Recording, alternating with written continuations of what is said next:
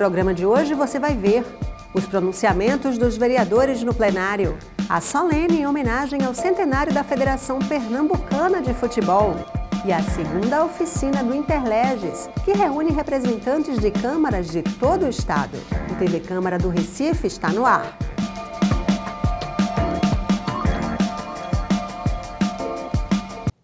Olá, começa agora mais um TV Câmara do Recife Online. E a Federação Pernambucana de Futebol comemora 100 anos de fundação. A data foi marcada com uma solene, promovida pelo vereador Romildo Gomes.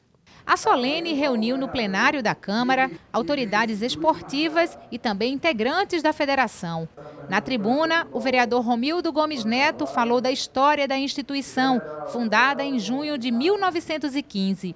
Ela surgiu como uma necessidade de se organizar o futebol, esporte que crescia com rapidez, mas de forma desorganizada no estado naquela época. Antes do seu aparecimento, outras tentativas foram feitas, como a da Liga Pernambucana de Futebol e a Liga Recifense. O crescimento do futebol foi rápido e a quantidade de times geraram desordem. Daí a necessidade de se criar uma entidade que pudesse coordenar e disciplinar o novo esporte. Após um treino do João de Barros, Eduardo Lemos, líder dos jovens, mostrou a todos as necessidades de criar uma liga esportiva e, assim, o poder promover campeonatos. Com a discordância de todos, foi realizada uma Assembleia Geral na residência do senhor Aristeu Acioli Lins, local onde já se reunia o João de Barros, América. Foi lançado após de várias reuniões, o grupo de João de Barros, que tinha como objetivo fundar uma entidade bem estruturada, sólida e sem perigo de fracassar, o que ocorreu com a Liga de Futebol Pernambucana e a Liga Recifense.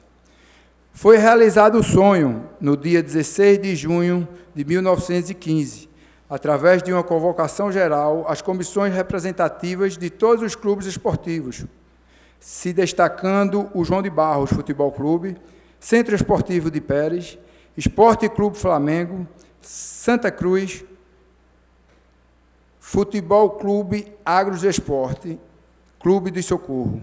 Por proposta do senhor Eduardo Lemos, foi aclamado o senhor Aristeu Acioli Lins como presidente, que logo apresentou como seu vice Eduardo Lemos, o primeiro secretário Olinto Jacomé, segundo secretário Oswaldo Antunes, tesoureiro Severino Arruda, orador Antônio Miranda e vice Alcindo Vanderlei. Vários acadêmicos simpatizantes dos clubes estiveram presentes naquela reunião, destacando Herotilde Xavier, Joaquim Chaves, Bruno Burlini e Otávio Oliveira. O primeiro ato da comissão eleita foi, por solicitação do vice-presidente Eduardo Lemos, a escolha do nome que receberia a então formada associação, que, após algumas sugestões, foi batizada Liga Esportiva Pernambucana.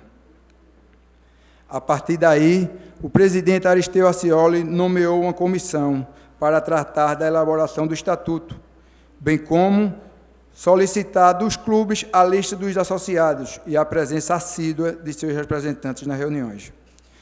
No dia 7 de julho, menos de um mês da sua fundação, foi realizada a primeira eleição da entidade e saiu vitorioso para o presidente, o senhor Arcebides Braga, presidente do Esporte Clube Flamengo, e vice, Olinto Jacomé. Primeiro secretário, Anísio Araújo. Segundo secretário, José Albuquerque. Tesoureiro, Aristeu Acioli. Orador e vice, Luiz Machado. E Alberto Campos, respectivamente. Só 3 anos durou o nome da Liga Esportiva Pernambucana, pois já em 1918 ela passou a chamar-se Liga Pernambucana de Desportos Terrestres. Em 1931, outra vez houve mudança no nome para a Federação de Desportos. E, finalmente, em 1955, para a Federação Pernambucana de Futebol.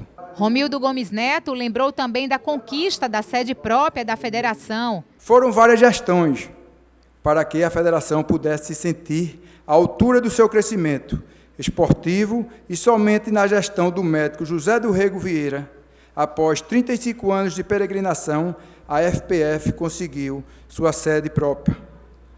Passou de uma casa simples, modesta, de uma porta e 2 janelas situada no bairro da Boa Vista, o número 871, para que hoje é chamada Palácio dos Esportes, comprada com recursos próprios da entidade.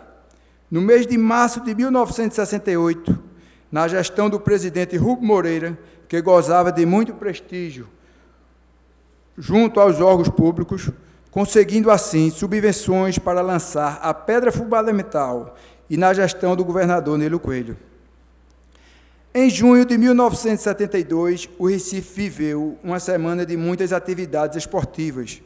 No dia 5, a inauguração do estádio José do Rego Maciel. No dia 9, o público conhecia a nova sede. No dia 11, iniciava-se os Jogos da Minicopa, promovidos pela Confederação Brasileira de Desportos, em comemoração aos 150 anos de independência do Brasil.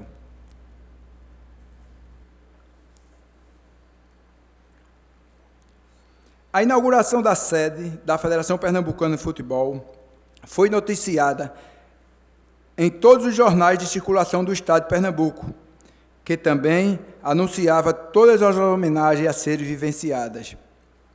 Missa de ação de grada na Igreja de Santo Antônio, convites à população para assistir à entrega de títulos de cidadão pernambucano ao presidente da CBD, João Avelange, e uma noite de gala, com a abertura oficial das portas dos Palácios dos Esportes para todos os convidados ilustres, cabendo ao governador, ministro Heraldo Guedes Leite, João Avelange e o brigadeiro Jerônimo Bastos, cortarem a fita simbólica sob muitos aplausos dos presentes. E o vereador destacou ainda presidentes que passaram pela entidade. Passaram pela entidade 30 presidentes com mandatos de 1 ano, até 1931. Até 1988, os mandatos foram de 2. E em 1990, 3 anos. Hoje, os mandatos são de 4 anos, com direito à reeleição. Presidente? Reeleição. Entre os presidentes que passaram por essa conceituada federação, destacamos Rubem Moreira, Fred Oliveira e Carlos Alberto Oliveira, que, com mandatos de maior permanência, puderam desenvolver ações desportivas que elevaram, não só em Recife, mas também nas cidades pernambucanas. O futebol que é hoje respeitado em todo o país. Outros destaques podemos ainda dar: o atual presidente Evandro Carvalho,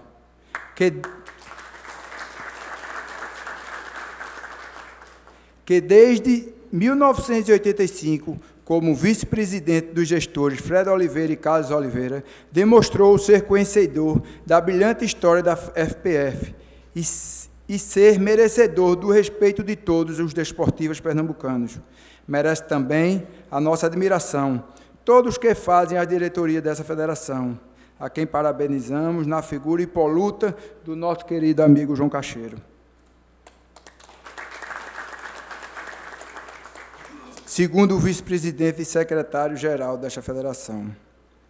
Durante 26 anos ininterruptos, essa federação vivenciou dias históricos na gestão de 2 grandes desportistas que, convictos de suas ações, nada impedia, na calma ou na força do conhecimento esportivo, de defender os direitos das agremiações pernambucanas. Falo dos irmãos Fred Oliveira e Carlos Oliveira. Ao agradecer a homenagem, o presidente da Federação Pernambucana de Futebol, Evandro Carvalho, falou sobre a importância de resgatar a história da entidade e dos que fizeram parte dela. A história da federação, após a minha gestão, foi, de início, resgatar, e nisso nós devemos um agradecimento muito especial a Cachero, que é a nossa memória viva da história do futebol pernambucano. Foi, sem dúvida, resgatar a história da federação, rememorar os atos e grandes conquistas da federação e, principalmente, consolidar, registrar e homenagear todos aqueles que fizeram a federação, muito especialmente seus ex-presidentes, todos que, com muito esforço, com com muita vontade, com muita determinação, conseguiram construir uma federação que é respeitada no Brasil todo. Compete a nós, e eu me insiro dentro de um corpo diretivo de 3 vice-presidentes, presente aqui o próprio Geraldo Lins Barros, presente Cachero, junto com Lacerda, todo o corpo diretivo da federação, o compromisso e, muito mais do que isso, a responsabilidade. A responsabilidade de, num momento tão difícil do nosso futebol, dentro de uma turbulência que se reporta a questões práticas e objetivas de honestidade, de ética, de condução e de caráter das pessoas que dirigem o futebol, compete a nós conseguirmos manter a história sempre patente, latente e respeitada e considerada e creditada em todo o Brasil, da lisura de todos que fazem o futebol pernambucano. Então, dentro ainda mais do contexto de presidentes que nós temos, historicamente, e temos hoje, dos nossos grandes clubes, como o advogado Alírio, como o advogado Martorelli, como o funcionário da estatal Chesf, Galber e todo o corpo diretivo desses clubes, evidentemente que conjuntamente com os clubes intermediários, nós tivemos em Pernambuco a sorte de historicamente termos presidentes executivos de nossos clubes que sempre primaram, quer pela inteligência, quer pela respeitabilidade, mas principalmente por sua honestidade e retidão de caráter. Então, acho que o maior compromisso de nós que fazemos a federação é honrar essa história de probidade, respeitar os nossos antepassados que construíram a federação e buscar edificar, dentro do futuro, uma federação que tem essa visão humanista de ser solidária dentro de um mundo que hoje é tão conturbado na área social, econômica, financeira e humanitária e conseguir, evidentemente, com as nossas dificuldades, buscar sempre novos espaços e uma nova dimensão no cenário nacional e internacional. Tenho certeza absoluta que este ano manteremos o nosso clube da Série A, o Esporte Clube do Recife. Tenho convicção absoluta que promoveremos a ascensão de pelo menos um dos nossos 2 grandes clubes, o Santa Cruz Futebol Clube e o Clube Náutico Caparibe, e almejamos também espaço nas séries intermediárias com os nossos clubes Salgueiro, Central em especial.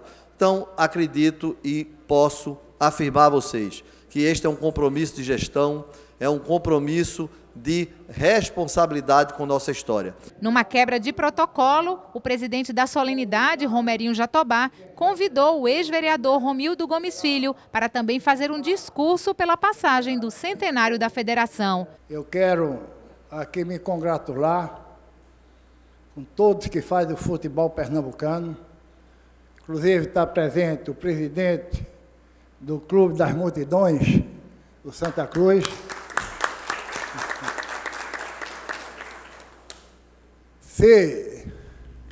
Hoje a federação sempre foi e continua sendo um referencial a nível nacional de todos os estados que têm sua federação, a de Pernambuco sempre foi muito respeitada. Não poderia deixar dizer que um trabalho eficiente, de abnegação, de dedicação que vocês têm em fazer o esporte, o futebol, o profissionalismo. Daqui de Pernambuco, já saíram vários atletas que tiveram de galgar o posto mais alto, ser jogador da Federação Brasileira de Futebol. Muitos campeões que por aqui começaram a sua vida em Pernambuco e se destacaram a nível nacional, não somente no Brasil, não somente no nosso país, como também atravessou as nossas fronteiras.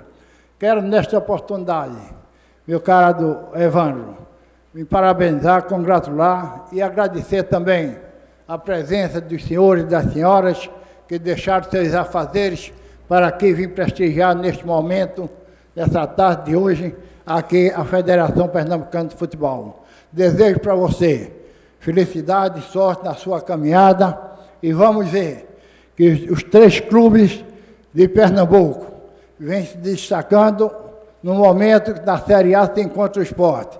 Mas, oxalá, quem saberá que futuramente o Náutico e o Santa Cruz também irão chegar à Série A. Quero parabenizar a todos, meus agradecimentos, muita sorte e muita felicidade para você e todos que fazem a Federação Pernambucana de Futebol. Eurico Freire destacou no plenário o projeto Recirco, realizado no bairro da Imbiribeira no último fim de semana. O objetivo do projeto é dar visibilidade ao trabalho dos catadores de rua. Esse evento, um evento, vereadora Vera Lopes, que tem como foco a preservação do meio ambiente e a sustentabilidade. Um dos seus pontos altos foi um projeto que tem o nome Pimpimai Carroça, um projeto iniciado em 2012 no estado de São Paulo. Seu idealizador tem o nome Mudando. Ele tem como objetivo principal tirar os catadores da invisibilidade, dar visibilidade a esses atores importantes da nossa sociedade, que na maioria das vezes são vistos de forma equivocada, e quando são vistos, na verdade, eles ficam à margem da sociedade. Então, durante o dia do sábado e do domingo, foram não só reformadas, mas também grafitadas, e aqui o nosso registro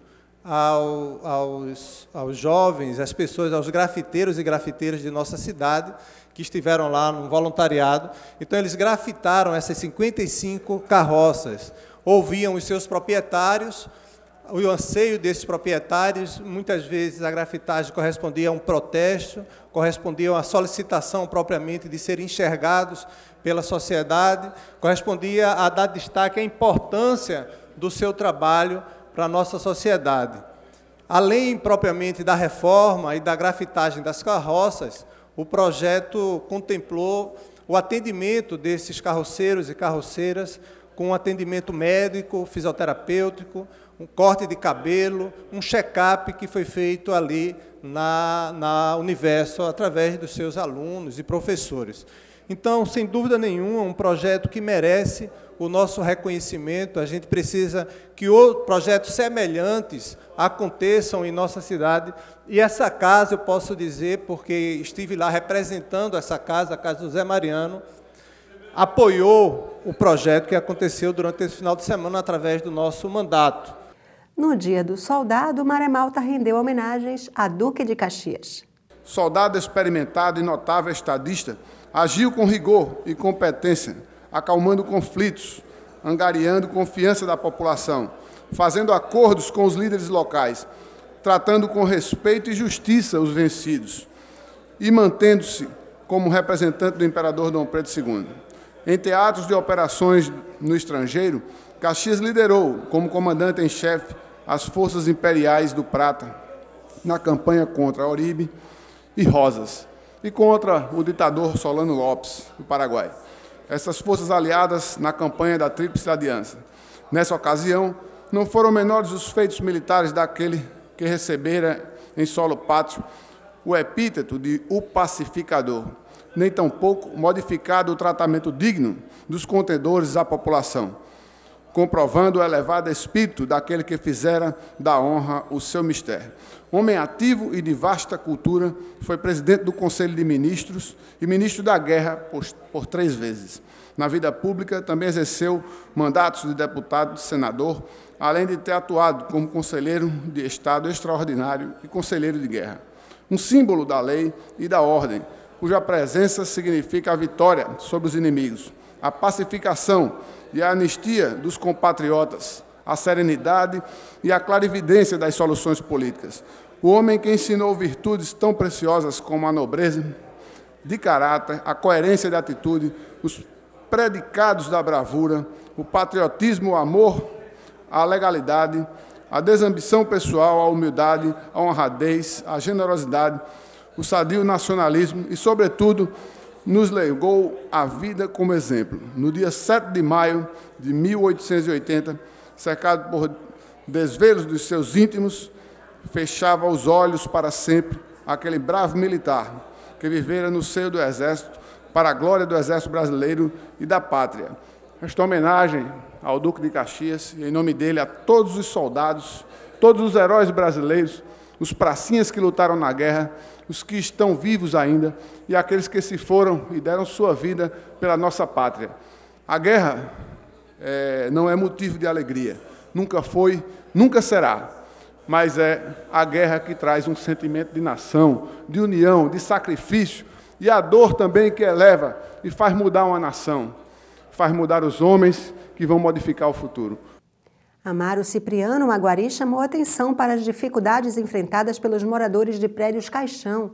Ele quer instalar uma comissão para acompanhar os problemas encontrados nas construções dos edifícios.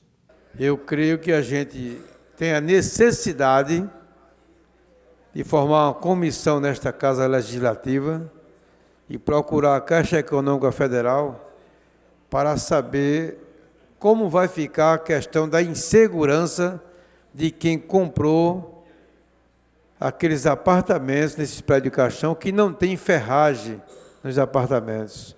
Estão rachando, causando transtorno para os moradores. Inclusive, na Rua Lorena, lá em Jardim São Paulo, um prédio vai ser demolido. Vai ser demolido lá um prédio que tem na Rua Lorena, em Jardim São Paulo, o prédio caixão. Foram construídos pela Caixa Econômica Federal sem a devida orientação de engenharia, sem ferragem, sem estrutura, sem qualidade, totalmente alheio à segurança pública. Então, as pessoas que residem nos prédios caixão estão aí reclamando pela insegurança, sem ter a quem recorrer, chega da Caixa, a Caixa diz que procura o consórcio se empurra, contrata advogados, os advogados querem cobrar 20% dos moradores residentes nos prédios caixão. Todo o tempo que tem o auxílio aluguel, quer dizer, ganhou a causa, cobrou 20%, mas quer continuar cobrando 20% durante todo o tempo que a Caixa pague o auxílio aluguel. Então, eu entendo que a gente tem a responsabilidade, como vereador da cidade do Recife, de tomar uma providência junto à Caixa Econômica Federal sobre os prédios caixão construídos na cidade do Recife. Eu quero ficar à disposição da comissão que for formada por esta casa para que possamos, juntos, ir até a Caixa Econômica para tomar alguma decisão, alguma orientação jurídica, falar com a equipe de engenharia e saber como é que vai ficar a questão da segurança dos moradores que residem nos prédios caixão da cidade do Recife. Michele Collins falou sobre a entrega do relatório da 4ª Conferência Municipal de Defesa dos Direitos da Pessoa com Deficiência. Esse evento ocorreu nos dias 29 e 30 de junho desse ano. E eu gostaria de dizer que essa casa, ela tem uma comissão de direitos humanos que trata desses assuntos relacionados às pessoas com deficiência. E gostaria de dizer e enfatizar que nós temos diversos projetos nessa casa que trata de apoio e que faz com que as pessoas com deficiência tenham seus direitos garantidos. Diversos vereadores aqui, se eu for citar, eu acho que não tem nenhum vereador aqui que não tenha projeto nessa área, e isso é muito bom, porque a gente vê que essa casa realmente, ela se preocupa com as pessoas com deficiência. E eu fiquei até triste de não ter sido convidada a essa casa para participar dessa conferência.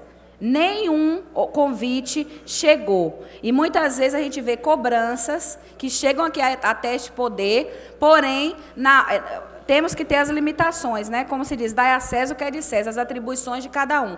E nós temos aqui nessa casa muito a contribuir. Então, eu gostaria de deixar aqui registrado que nós não recebemos, eu recebi o relatório, fiz questão de procurar saber na presidência se chegou algum convite nessa casa e não chegou, para convidar nenhum vereador dessa casa para participar desse conselho. Mas isso não nos impede de nós estarmos atendendo às demandas que foram colocadas pelas pessoas que estavam ali.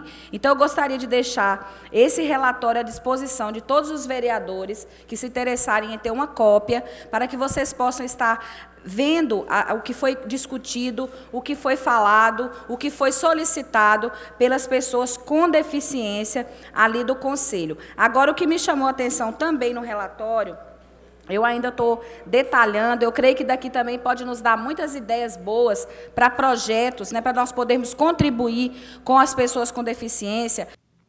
As oficinas do Encontro Interleges, promovido pelo Senado Federal, continuam. Ontem a aula foi sobre como usar as ferramentas do portal. O Salão Nobre da Câmara virou sala de aula. O especialista em informática do Senado Federal, Higino Brito Vieira, ensinou como usar o portal modelo do Interleges. Publicar notícias, usar a agenda de eventos, alimentar as galerias de fotos, vídeos e áudios. Essa é a segunda parte da oficina sobre o portal. Os alunos são servidores de câmaras municipais de Pernambuco e de outros estados. E também aproveitam para usar o portal os novos servidores da Câmara do Recife, que acabam de tomar posse. Para o Recife, que usa os recursos do Interleges desde 2004, ser o anfitrião desse encontro é uma oportunidade para trocar experiências. A troca de experiência é muito importante para as casas legislativas, né? Hoje nós estamos recebendo cerca de 16 câmaras, das 16, 40 servidores estão sendo treinados nas principais ferramentas de modernização do Legislativo. Nós temos também nossos novos servidores, né? Os servidores que chegaram para o quadro de informática, eles já estão sendo treinados para tanto o processo legislativo quanto para o portal institucional da Casa. Participaram da oficina servidores de Olinda, Paulista, Jaboatão dos Guararapes, São Lourenço da Mata, Bonito, Condado, João Alfredo, Lagoa do Carro, Terra Nova e Vicência. E também de vários estados do Sertão, Belém de São Francisco, São José do Belmonte, Santa Filomena, Cedro.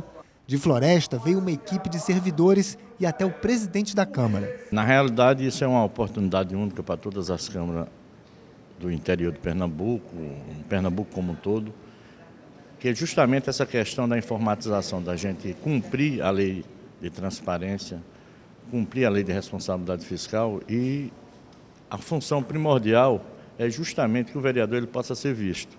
Então, o fato de hoje as mídias sociais, a internet, ela ser um dos veículos que está, como se dizer, passando outros mais tradicionais, como jornais, televisões e rádio.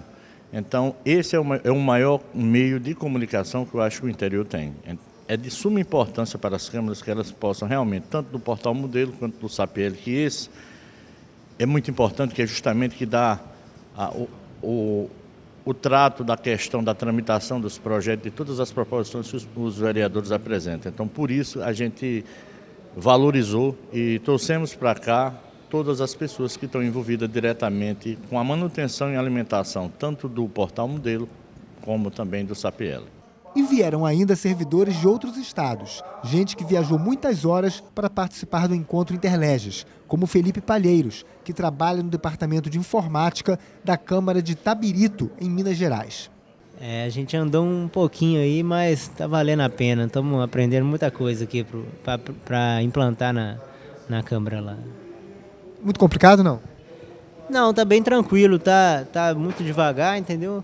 E tá dando para acompanhar bastante. Às vezes tem recursos que a gente nem sabia que tinha, igual a gente está vendo, tem formas de alimentação, formas de edição que a gente nem sabia que tinha, e agora a gente tá vendo como que faz para fazer da forma certa. A gente fica por aqui. Para rever esse e outros programas, acesse nosso canal youtube.com/Câmara do Recife. Até mais.